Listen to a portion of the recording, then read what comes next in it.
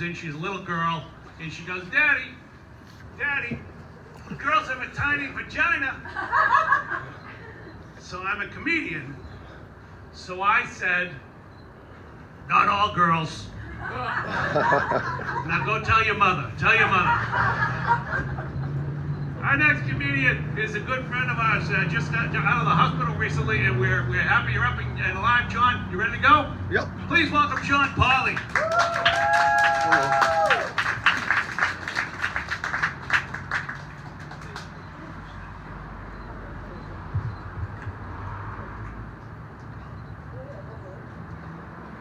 Hey folks, how you doing? Me, I'm in a bad mood. My psychic went out of business. Her husband died unexpectedly. Went to my psychiatrist last week. His true colors came out.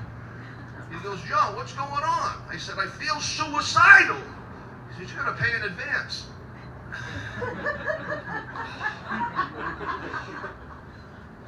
Got a vasectomy when I was 30 years old. Right in the middle of my sexual prime. You know how that works, guys. When you're 18 years old to 35 years old, the wind blows you get hard. Especially a stiff wind. Get it, stiff wind. I improv that. That wasn't that good, was it? But he says, you gotta come back here after your 25th orgasm to make sure your sperm is sterile. I said, okay, after my 25th orgasm, I'll see you in 2 days.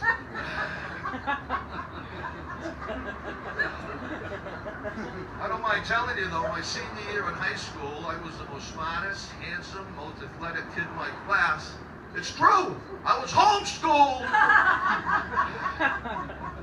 Took my mother to the senior prom in the family room, had a great time.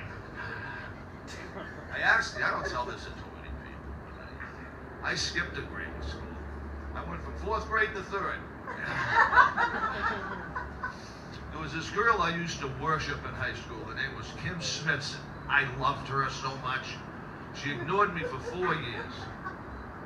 2 days before graduation, I get a call. A very sexy voice goes, John, come over to my house. Nobody's home. She lived a mile from me. I ran a mile in 5 minutes. She was right. Nobody was fucking home.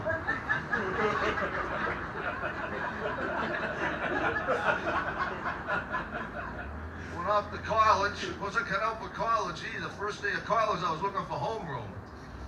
Get it?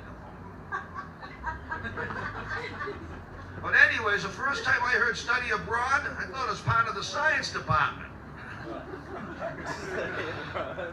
Professor Webster! Professor Webster! You got a bulldog in front of you. Where's the dame? Been married twice. My first wife was very controlling. My wedding band had a low jack in it. My second ex-wife, I was in denial. It was awful. She was fooling around on me, and I knew it. I just couldn't face it. It was awful. Well, I was working. The pool guy was over the house with me 2-3 times a week. So my neighbor comes over to me, Columbus Day weekend. Why doesn't wait a little longer? I said, Joe, we got to talk. Well, y'all work. The pool guy's over the house with your wife. He said, Nick, I'm giving my wife the benefit of the doubt here. He goes, John, you don't have a pool.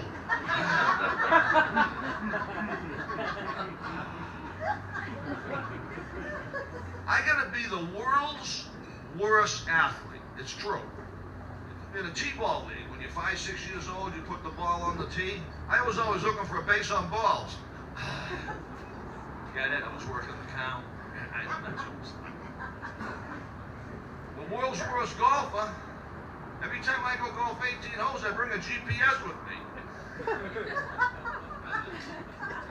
Tell you what it stemmed from. The very first time I went golfing, I got hurt on the 13th tee. Ready to hit the ball. With my peripheral vision, I see this strange-looking little machine. Long and white with the hole in the middle. It said, wash balls. I wrenched my back climbing up there.